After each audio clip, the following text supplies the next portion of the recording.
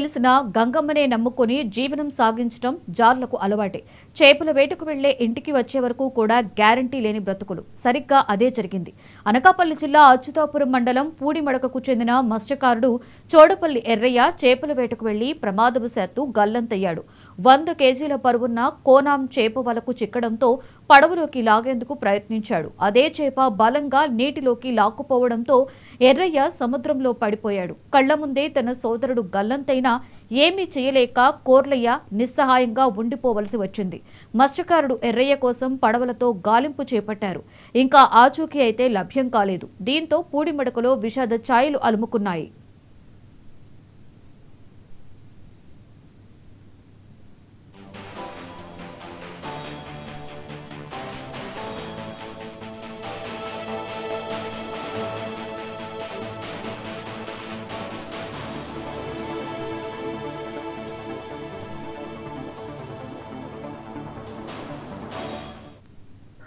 చేప కొమ్ముకోనము 200 కేజీల చేప సుమారుగా ఆ మత్స్యకారుడికి చిక్కడం జరిగింది. ఆ చేప పైకి లాగే తరుణంలో వేరే గేలం వేసి లాగే తరుణంలో చేప మా మత్స్యకారుడికి చేతికి ఉన్న గేలాన్ని తాడుతో సైతం మా మత్స్యకారుని లోనకి లాగి మత్స్యకారుడు గల్లంతయ్యాడు. గల్లంతైన విషయం నిన్న మధ్యాహ్నం మాకు 2 గంటలకు తెలిసిన వెంటనే మేము ఫిషరీస్ FDO గారు చెప్పినా సరే అధికారులు ఎవరూ స్పందించలేదు. అధికారులు స్పందించి ఉంటే ఈ పాటికల్లా బాడీ దొరికేదనేసి మా మత్స్యకారులు అనుకుంటున్నారు. కానీ ఎవరో కూడా కోస్టల్ గార్డ్ని కూడా స్పందించి ఈ పాటికల్లా హెలికాప్టర్ ద్వారా బాడీ మాకు అప్పగిస్తే బాగుండు. స్థానిక ఎమ్మెల్యే గారు కూడా ఈ పక్కనే ఒక 7-8 కిలోమీటర్ల దగ్గర ఉన్నారు. ఆయన కూడా వచ్చి కనీసం అధికారులను కానీ ఆయన కూడా ఈ కుటుంబాన్ని కానీ పరామర్శించడం జరగలేదు.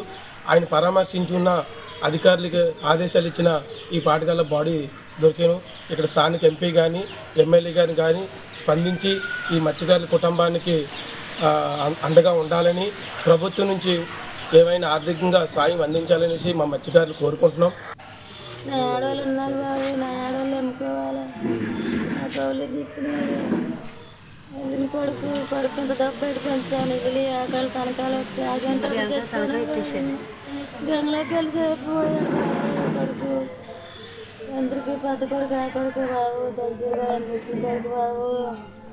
మీరందరూ మాకు చూసి మీరు ఆయన చేయాలి బాబు. నా పిల్లలు దిక్కులేదు, దిక్కుమాల అయిపోతారు బాబు. మీరే చూడాలి. ఫోటో మాకు కట్టినాం బాబు. నా బిడ్డ గది మీరే చూడాలి. మా కొడుకు జారిపోయాడు, ఎలా కొడుకు తీసుకొస్తాలో. నా కొడుకు నాకు 2 రోజులు అయిపోయింది. ఎవరు పెట్టించుకునేది ఉంది. నాకు చూసి నాకు న్యాయం చేయాలి. మీరు న్యాయం చేయకపోతే మేము బతుకున్నాం బాబు.